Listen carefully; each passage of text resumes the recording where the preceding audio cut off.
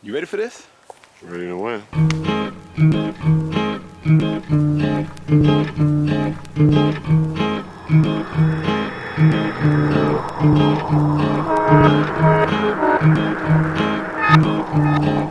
Jayhawkers is a film about 1950s America. That's the way I always looked at it. It was more of a story about civil rights, social issues than it was about basketball or even about one community. Segregation just didn't allow black people, just didn't force black people to sit in certain areas. It also limited our culture. It also limited our means of expression. It didn't respect any of those things either. It was an eye-opener when I looked at the script and learned, what the film was going to be about. Sports ends up being the instrument that changes things in some ways more than anything in America changes things. Well, the idea for Jayhawkers really came to me when Wilt Chamberlain passed away. And when he passed away, a lot of articles came out about him in the press, about his time in Lawrence and about how he was instrumental in starting the integration of Lawrence and different things. And I didn't really know anything about that and really found that a really fascinating aspect of Wilt Chamberlain's life. As we researched it, you found out so many other things, dramatic effects that happened to Phog Allen when he was here, and then Coach Harp, and there were so many other great aspects to it. It seemed like a really good movie. Lawrence, before Wilt arrived, is what my mother would have called kind of a nice, nasty segregation. Mexican Americans, Native Americans, African Americans couldn't go to most of the facilities in the city. We're socially selective. Socially selective. Is that the only place like that? No, they all like that. Downtown Mass Street, which is so ironic because Mass Street is named Massachusetts because of the abolitionists that came from Massachusetts that created the city. It's 100 years later, after they've come and created the town, now it's segregated. When Wilt shows up at Lawrence, it's a huge event, and he liked to drive. And so he drove into Lawrence, and as we show in the film, when he stops at this little restaurant, they won't serve him. Oh, it's okay. I've been stared at my entire life. You don't have to make a fuss. Can I get 3 cheeseburgers, fries, and a Coca-Cola? You don't understand. You have to eat in the kitchen. That was the beginning of the change that would come to Lawrence and to a large degree to America. The authorities had to find a way to stop the amazing, colossal Negro from destroying all basketball life as we knew it.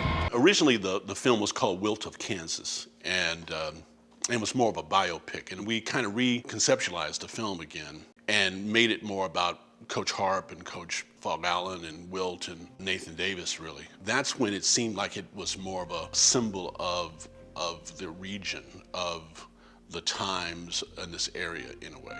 Kansas was a wannabe free state and Missouri was a slave state, and Jayhawkers is, of course, the term that was used to fight slavers. The idea for the title is that here comes, 100 years later, 90 years later, we're able to recruit this great player to Lawrence, which is the Free State capital, and he comes to town and finds out he can't even eat in the restaurants, and it's really segregated in many ways, like a southern town without the signs. The civil rights angle of Jayhawkers, the movie, it seemed like the right title for the film.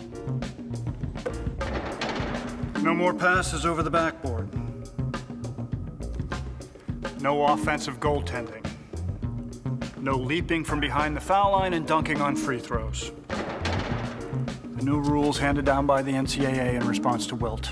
Wilt was a superstar. Him as a player, I don't think you can really overestimate, kind of dramatize the effect he had on the game, He was really the first superstar, college superstar. There have been other players that have been really great, but no one had seen anybody with his kind of athletic ability, in basketball. He was around a lot of celebrities before he even got to college. So when he arrives at KU, he's, a star.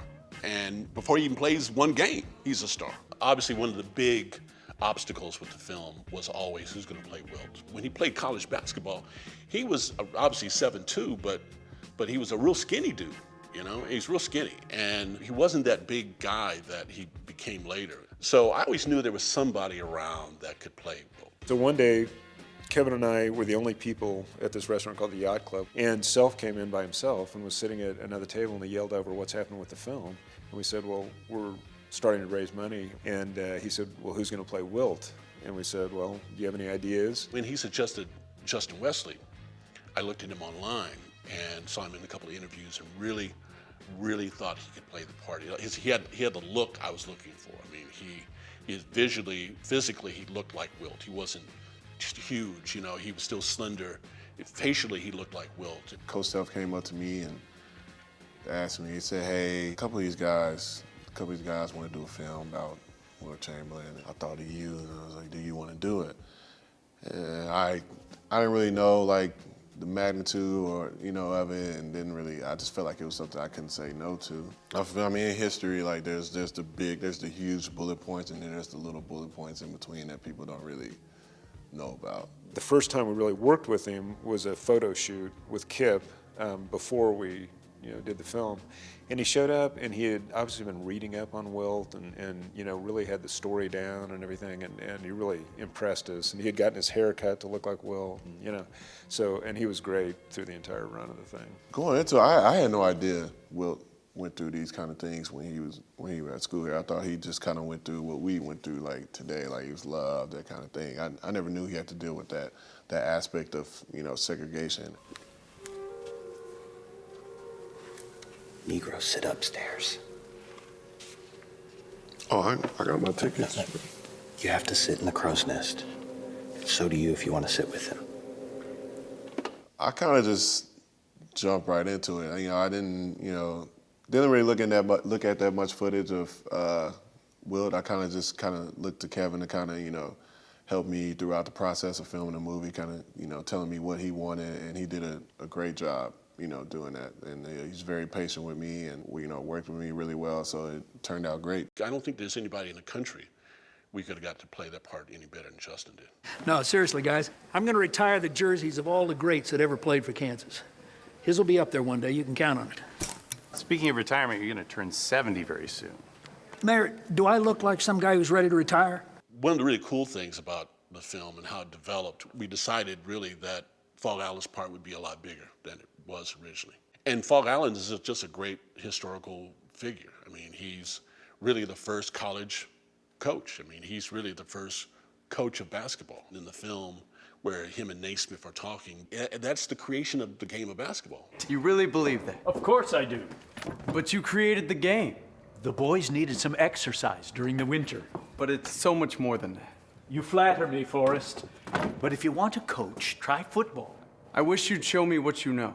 Really made it the game that it is today. And I don't think anybody can really deny that. Phog Allen's family had been really helpful in the film. Just from the beginning, they've been very supportive. They knew the story really well, and I think they also knew there's not going to be that many opportunities on film to show the story of Phog Allen, and this was probably the chance to do that. It was really great to be able to kind of tell his story, through Wilt's experience, and that he was not a progressive, but he was a good man. A man of his time, I think, would be a great example, a good way to phrase him. It wasn't just because of Wilt that the team became integrated. He integrated the team earlier than that. So you have to give him a lot of credit for that. And I was very, very, very fortunate to find Kip. When I worked with him that first time in The Only Good Indian, I really said after that I'm going to really try to find a really great part for him. So when we found Justin and we were ready to try to produce the film again and try to make it happen, the only idea I ever had for playing that part was really Kip. Kevin called me up one day and he said, let's just ask Kip to do it, and if he does it, we're just making the movie. And I totally agreed. I got a phone call from a fella named Kevin Wilmot.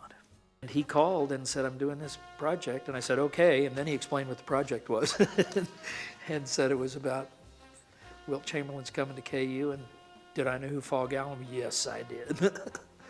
So that was it. It just took a phone call. So he looked like Phog again, I knew he had the chops, the acting ability to do it with his one hand tied behind his back. Now you just won't continue. Have you discussed with Wilton the possibility that this might happen? No. Why in the world would I? I didn't realize how great he was until I watched the film. And he even kind of, helped me through the process and, kind of just like taking my time with everything. And he's a great guy and a great actor. Justin did a really good job all across the board. He was a delight to work with.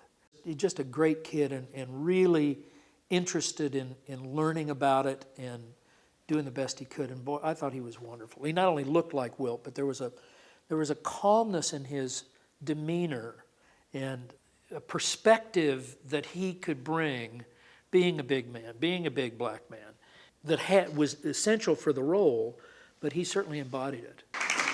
Now, folks, before I head back to Lawrence, I want to leave you with one last story. This is a true one, Phog's Honor. That scene, an interesting thing happened in that scene. We shot it at the Eldridge Hotel in Lawrence. And during one of the camera changeovers, the guy spoke to me and he said, it's funny, I have been at one of those rallies. I think the guy was from Goodland, Kansas. When he was in high school, Phog barnstormed out there to raise money for the Alumni Association or raise money for the athletic. He would drive anywhere at a supermarket opening or whatever it would be the cause to rally the troops, to spread the gospel of KU basketball and KU. Judy Morris, who is Phog's granddaughter, she's one of the first people we spoke to about Phog Allen. And she said that Phog was the P.T. Barnum of college basketball. Because without people like Phog, basketball wouldn't have caught on. They're the people that took this kind of rough game that Naismith just thought was exercise for the kids in the winter. Phog takes the game of basketball and then really kind of sells it to America. He had impact on a lot of lives far beyond just the one loss column. Nathan Davis is in many ways the reason why the film is constructed the way it's constructed. I call Nathan Davis and he tells me all these amazing stories about life in the 50s at KU and Wilt, and blew my mind. And so that was when I knew, man, this is a great device to use a jazz musician to really kind of show what's at stake in terms of the racism of the time, to really show kind of how segregation worked. When we reconceptualized the film and it became the Jayhawkers, Nathan's character really came out even more. And Trey was the guy to play that part. That was how he would live his life. Gazed upon, looked at, viewed. Wow! We all stared. There was so much of him. How tall are you, Will? Tall enough. In a time where we were confined to our designated areas, there he was standing in the middle of it all. So much blackness in a sea of white. He's a guy that just Kevin has wanted to work with for a long time, and Trey has kept in touch with Kevin over the years, and great opportunity to be able to bring him in. He's just a pro. I mean, he takes everything very seriously and just makes you believe what he's doing, and I think you do in the film. And then, of course, the jazz music in the film comes through Nathan. I'm a big jazz guy, and I'd never seen a sports film, a basketball film with a jazz soundtrack. And I'm always trying to bring something new to my movies. I thought that was just a great choice. And when Nathan made his library of music available to us, that was the greatest gift it was manna from heaven, It really set the style of the film. And I think Steve, who edited the film, really was great at capturing and incorporating the jazz into the style of the film, especially the basketball games, the big final game at the end. That's, I think, the success of that whole sequence in the film is based on the jazz and how Steve was really able to integrate that with the action of the plane.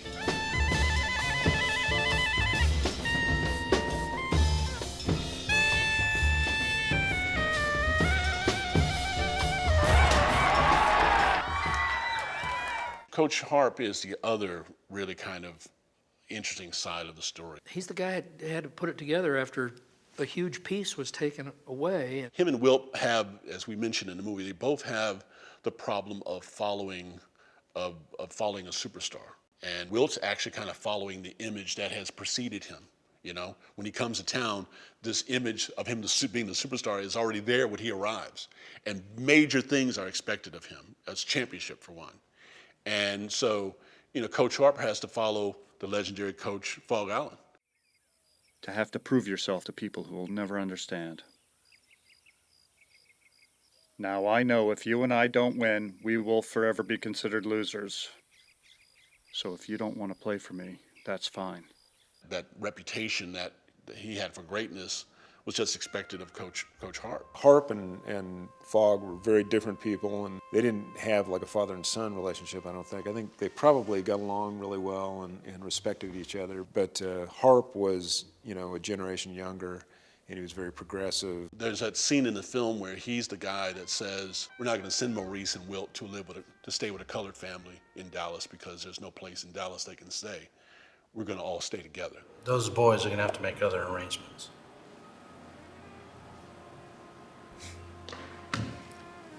Maurice and Wilt can't stay here or anyplace else in this town. But the NCAA made the reservations. This is bigger than the NCAA. And it was those kind of choices that Coach Harp makes that I think makes him the hero. But Blake's just a really fine actor, and he was the only choice I ever had for Coach Harp. I've been very fortunate to work with Blake on many different occasions. There's a real kind of believability about him, an average, everyday man kind of thing that you really buy with him. I think that's the thing that makes him really special. I've always encouraged all the coaches to recruit Negroes, you know that. Yes, sir, I know that. Oh, what's so important about this young man? This is that amazing young man from Overbrook. Chancellor Murphy is kind of I don't know if he's really forgotten. I mean, there's Murphy Hall on campus, but the magnitude of kind of his importance to KU and Kansas and academics in general is probably less than it should be. He was a doctor, he was an MD and a PhD, and I think, and he was just a remarkably capable man. Lawrence is a progressive city now because of Chancellor Murphy, I think. He really wanted Phog to bring Wilt to Lawrence to help with the segregation issue in town. Because KU is the power broker of the city, and was the power broker of the city in the 1950s. And so it had the power to change things. That institution had the power to change things. I'm not a basketball expert. That's Coach Allen's domain. I do know it's a game of opportunities. Negroes are closed out of almost everything on this campus and in this town. I think we might have the opportunity to change that. I don't want any trouble. All I ask of you, Wilton, is one thing. Be yourself. Will kind of gained a little bit of trust there. I think that was a pivotal point in the film and also his relationship with the university. Well, Chancellor Murphy was smart enough to know the power of celebrity. And he was smart enough to know that college sports at that time was growing and was just now getting that power that we kind of take for granted today. Chancellor Murphy used that to his advantage. I mean, he used Wilt to integrate the city. And it didn't fully integrate, but he got it kicked off. Things are still segregated. You helped give us a start. Now go take care of your family.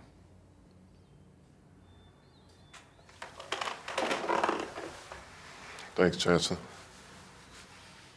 Thank you.